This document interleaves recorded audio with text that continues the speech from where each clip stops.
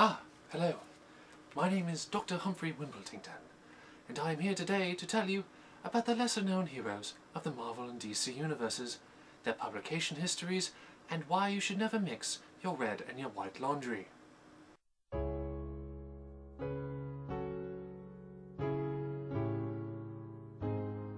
In today's Odyssey of Knowledge, we will be talking about Shining Knight. This is not the first time that comics have borrowed from the annals of historic legends, of course, what with the Marvel interpretations of Thor and Hercules. But there is a suspicious lack of focus on the Middle Ages. Great heroes like Sir Lancelot, Sir Galahad, and Sir Mix-a-Lot, who are shining embodiments of many of the traits associated with heroes, are conspicuously missing from modern mythology. Those few knights that do appear, such as Sir Justin and Dane Whitman, only do so occasionally, which, alongside my crippling need for a paycheck with which to pay my utility bills, brings us here today. The tale of Shining Knight begins in Camelot. Camelot! Camelot! Camelot! It's only a model. Where Sir Justin, the newest member of the Round Table, vowed to take revenge for the slain Sir Fallon on the hideous ogre Blunderbore. Sir Justin, however, only had a set of rusty armor. This all changed when he freed the wizard Merlin from his imprisonment by Lady Morgana.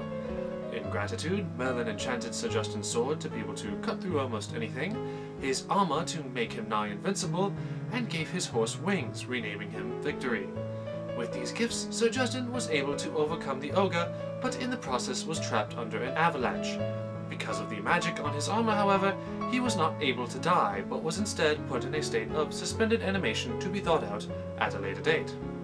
Now, many of my more astute observers may notice a similarity between Shining Knight and another hero, someone who was revived from being frozen years after his time.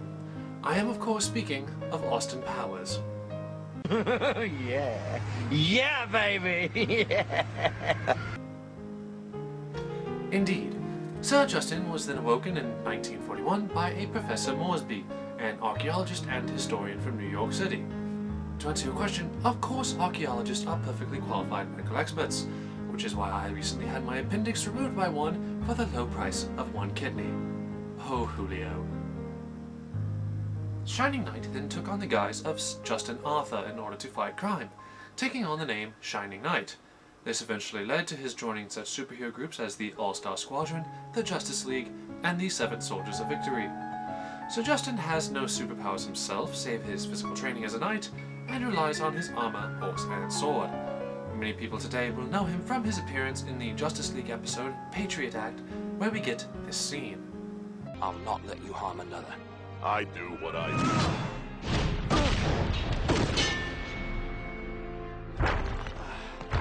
Save yourself a hospital stay and stand down.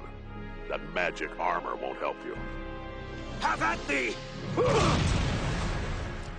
I'll waste you and a billion like you before I let any power rival America's. It's my duty. You don't know what the word means. You can't win. I'll die as befits a knight, defending the weak. Why don't you give up? Why don't you? The magic armor's main power, of course, is to hold his wrought iron balls. Today, Shining Knight is usually portrayed as a woman named Ystan, and draws more from Celtic mythology than Arthurian legend. In this version of reality, her horse always had wings, her sword is actually Excalibur, and I am a Korean transvestite who likes to go by Susan. Haha, can you imagine? Me as a Korean.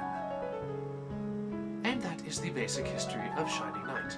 Though he may have fallen into the unforgiving cracks of reboots and obscurity, he will always have a place here on Unsung Heroes. Oh, and it's because the whole batch will come out plaid. Don't ask me how.